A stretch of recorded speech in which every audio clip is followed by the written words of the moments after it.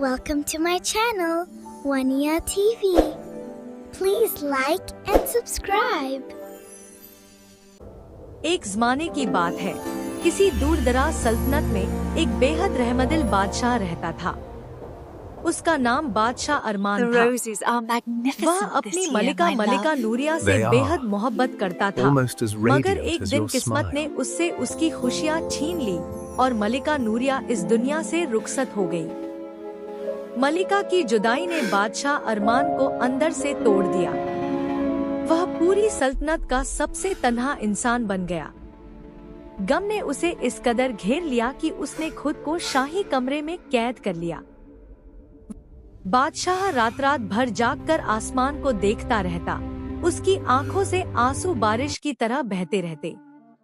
8 दिन बाद एक दिन महल के दरवाजे पर एक औरत आई। उसका नाम सरफीना था।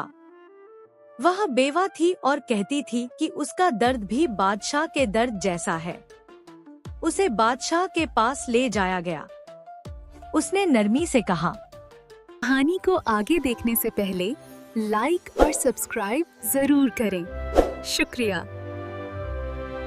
महाराज, मेरा गम भी आप जैसा ही है। गम बांटने से कम हो जाता है। मैं आपके दिल का बोझ हल्का करने आई हूँ। बादशाह ने उसकी बातों पर यकीन कर लिया, मगर वह यह नहीं जान सका कि उन अल्फाज के पीछे चालाकी छुपी हुई है। कुछ ही दिनों में सरफीना ने बादशाह के दिल में जगह बना ली। उसकी वजह से बादशाह दोबारा जिंदगी की तरफ लौट आया। आखिरकार बादशाह अरमान ने सरफीना को अपनी मलिका बना लिया। बादशाह की पहली मलिका से एक बेटी थी, जिसका नाम फ्लोरा था।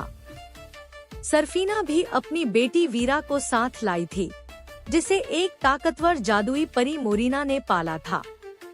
मगर वीरा जिद्दी, हसद करने वाली और बदअखलाक थी। इसके बरक्स फ्लोरा बेहद खूबसूरत, नर्मदिल और नेक सीरत थी। उसकी खूबसूरती ऐसी थी कि सूरज की रोशनी भी उसके सामने मध्यम पड़ जाती। यही वजह थी कि मलिका सरफीना उसे बिल्कुल पसंद नहीं करती थी। एक दिन मलिका ने बादशाह से कहा, हमारी बेटियां अब जवान हो रही हैं, अब उनके रिश्ते तय करने का वक्त आ गया है। बादशाह ने मजबूरी में हामी भर दी। ऐलान कर दिया गया कि जो पहला शहजादा सल्तनत में आएगा, वह अपनी दुल्हन खुद चुनेगा। वीरा को कीमती जेवरात और शाही लिबास पहनाए गए, जबकि फ्लोरा के सारे अच्छे कपड़े गायब करवा दिए गए। उसे सिर्फ एक सादा लिबास और एक पुराना फीता दिया गया।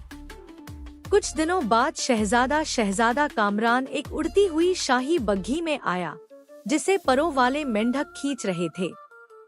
उसने पहले वीरा से मुलाकात की, मगर जैसे ही उसकी नजर फ्लोरा पर पड़ी, वह ठहर सा गया। उसने कहा, आप तो सच में एक शहजादी लगती हैं। फ्लोरा ने शर्म से सिर झुकाकर कहा, मेरे सादे लिबास के लिए माफी चाहता हूँ। शहजादा मुस्कुराकर बोला, असल खूबसूरती लिबास में नहीं, दिल में होती है।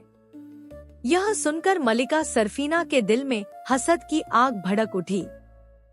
शहजादा फ्लोरा से तन्हाई में मिला और बाग की एक छोटी खिड़की के पास उससे पूछा, क्या तुम मुझसे शादी करोगी?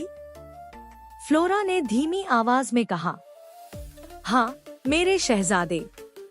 मगर मलिका ने धोखे से वीरा को फ्लोरा बनाकर शहजादे के पास भेज दिया। शहजादा धोखे में आ गया और उसने मोहब्बत की निशानी के तौर पर एक खूबसूरत अंगूठी दे दी। जब सच्चाई सामने आई तो फ्लोरा को बुलंद मीनार में कैद कर दिया गया। उधर जादूगरनी मोरिना ने गुस्से में आकर शहजादा कामरान को नीला परिंदा बना दिया। रातों को वह परिंदा उड़ता रहता, यहाँ तक कि एक रात वह उसी मीनार पर पहुँचा जहाँ फ्लोरा कैद थी।